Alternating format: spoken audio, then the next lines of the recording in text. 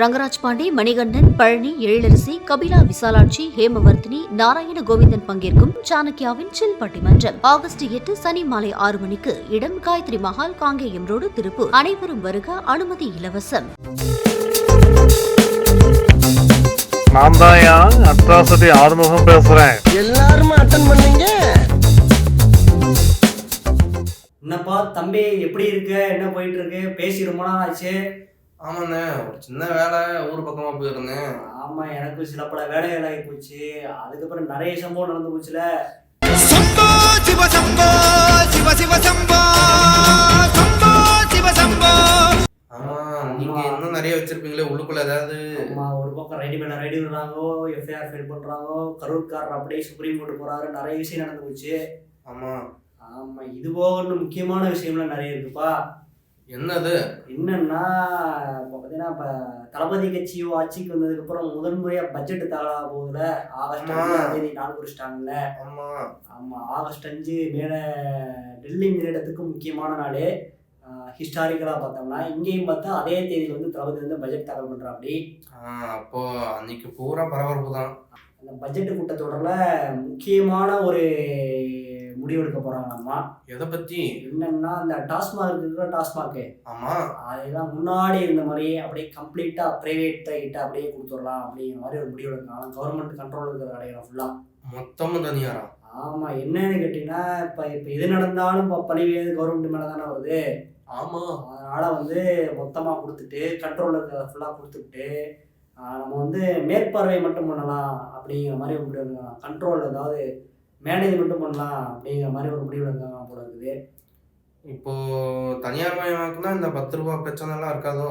அது 10 ரூபா பிரச்சனை இருக்கா இல்லையான்னு தெரியாது. ஆனா விலைவாசி உயர்வதற்கு வாய்ப்பு இருக்கு அந்த அந்த வகைராக்கள்ல. விலைவாசி உயர்ந்ததுன்னா அப்போ பாதி பேர் குடிக்கிறத நிறுத்துவாங்க.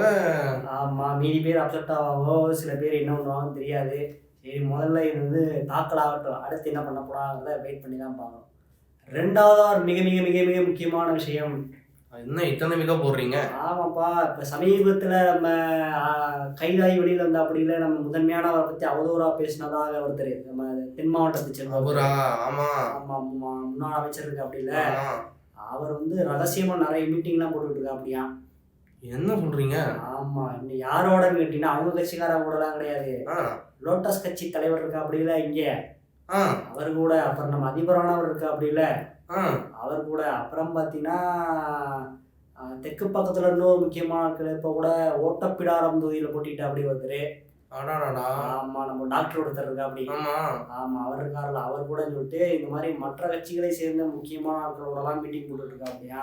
அது என்ன மாதிரி மீட்டிங்லாம் வெளியில தரலையா. ஆகஸ்ட் முதல் வாரத்தில் பார்த்தீங்கன்னா சென்னையில் வந்து ஒரு கூட்டம் விடுறாங்கன்னா எல்லாரும் சேர்ந்துட்டு.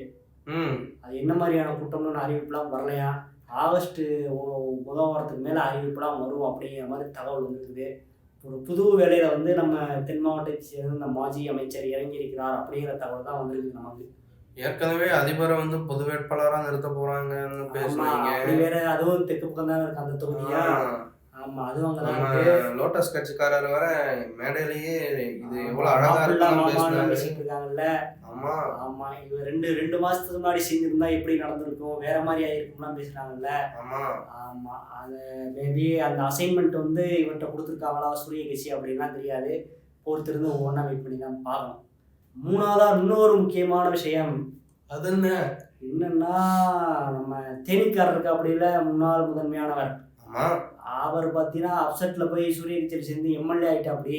ஆனா பையனுக்கு ஒண்ணுமே கிடைக்கல. ஓஹோ. அவன் பையன் எம்பியாவே இருந்திருக்கா அப்படி இல்லை, ஆனா அவருக்கு ஒன்றும் கிடைக்கல. இப்போ பார்த்தீங்கன்னா திடீர்னு ஒன்று கிளப்பி விட்டாங்க. என்னன்னா, அவரும் அவர் பையன் 2 பேரும் சேர்ந்து வந்து எம்எல்ஏ பதவியை அவர் ராஜினாமா பண்ணிட்டு 2 பேரும் சேர்ந்து வந்து தளபதி கட்சிக்கிட்ட போக போறாங்க, தளபதி கட்சியில சேர போறாங்கன்னு சொல்லிட்டு பகிரங்கமா ஒரு குண்டத்துக்கு போட்டு விட்டாங்க. என்னென்ன சொல்றீங்க? ஆமா, அப்புறம் பார்த்தீங்கன்னா அவர் வந்து சில விளக்கம்லாம் கொடுத்துருந்தா அப்படி. இந்த மாதிரி நான் வந்து அந்த மாதிரி முடிவுலாம் எடுக்கலை அப்படின்னு. அதில் ஒரு சுச்சமாக இருக்கு, நான் அந்த முடிவு எடுக்கலை அப்படின்னு கொடுத்துருந்தாருல. ஆமாம், அப்போ பார்த்தீங்கன்னா அவர் பையனானவர் இருக்கார்ல, அவர் வந்து தளபதி கட்சிக்கு போகிறதுக்கு பேச்சுவார்த்தை போயிட்டு இருக்குதாம்மா. ஐயோ.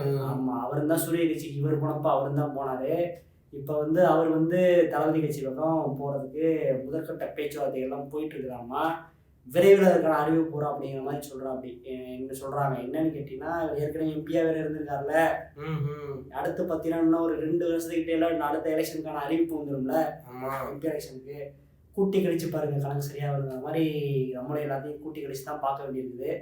அடுத்தடுத்த அப்டேட்லாம் வரிசையாக வந்துக்கிட்டே இருக்கு. Wait and watch. நான் தான் அட்ராசிட்டி ஆறுமுகம் பேசுறேன். எல்லாரும் அட்டன் பண்ணி